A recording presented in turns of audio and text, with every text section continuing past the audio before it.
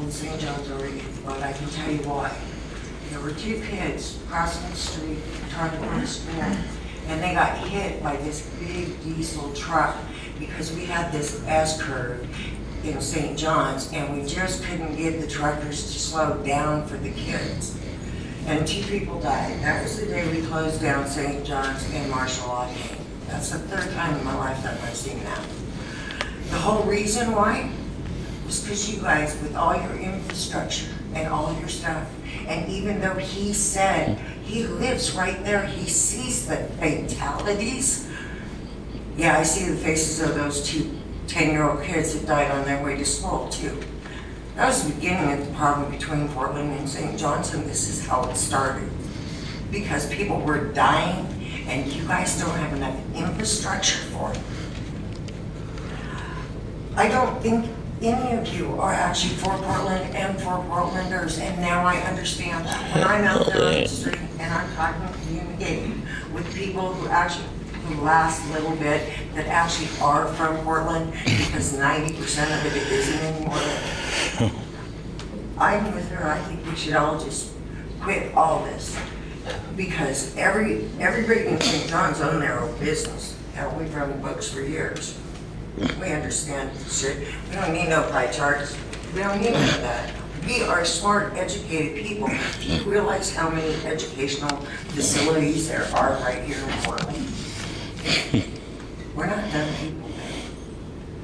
And when I watch people like you do stuff like this, and I hear the word fatality again, why?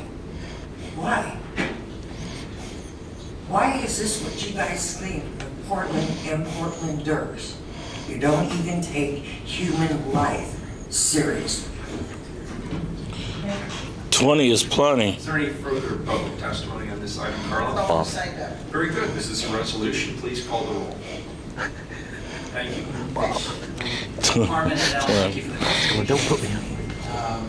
And again, I look forward to the budget process and finding a way to integrate all of our capital spending in a way that I think is clearer and helps us make better decisions going forward. Eudaly?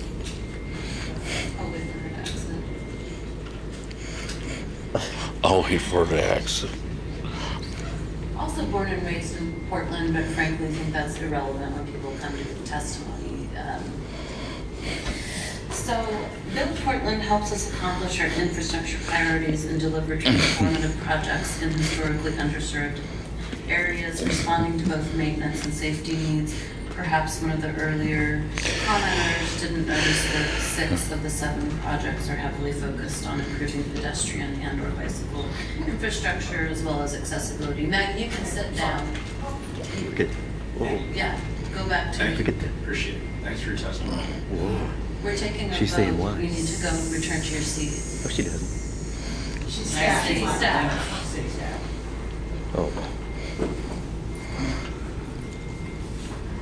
I want to thank the mayor for That is ridiculous. investment in our infrastructure, and thanks to Tom Reinhardt and OMF increment for developing and delivering this program. It's going to make a significant dent in the $3.2 billion of deferred maintenance that PBOT has and I inherited as the transportation commissioner.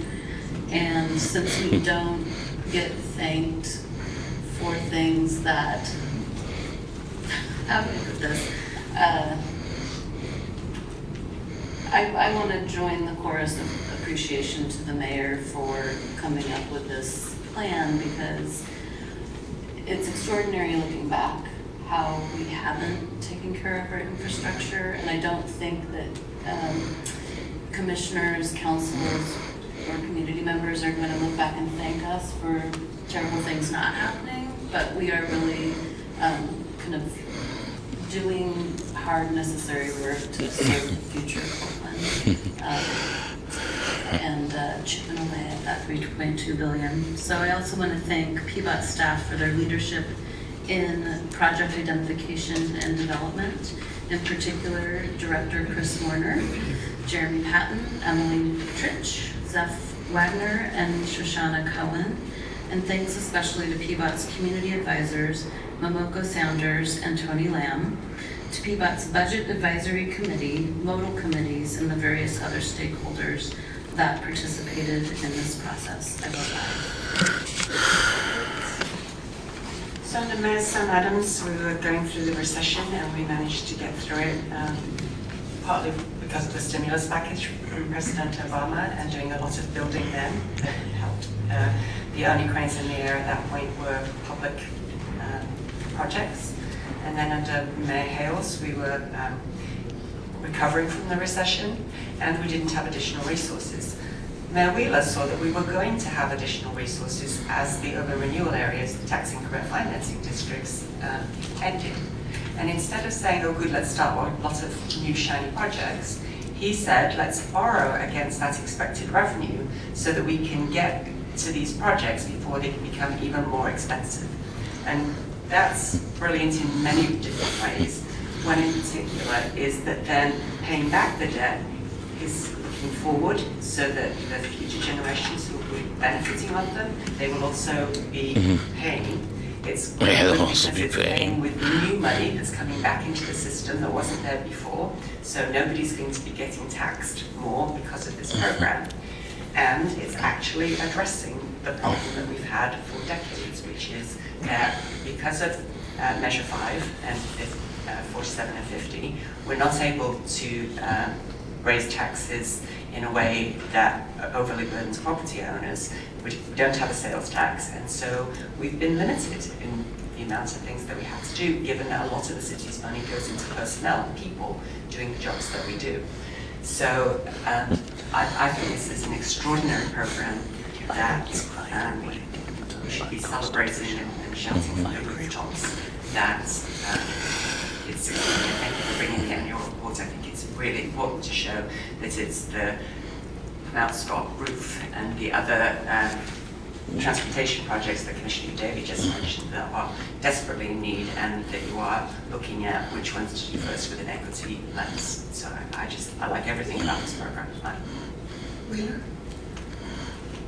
Thank you. Excellent report, excellent update, and I want to thank all of the Bureau directors who are very actively engaged in this. This is truly a citywide effort. A lot of people have put in a lot of time, energy, and effort into making sure that this works. And I think we're all keenly aware that there's a lot of eyeballs on it as well. So good work, good report. I vote aye.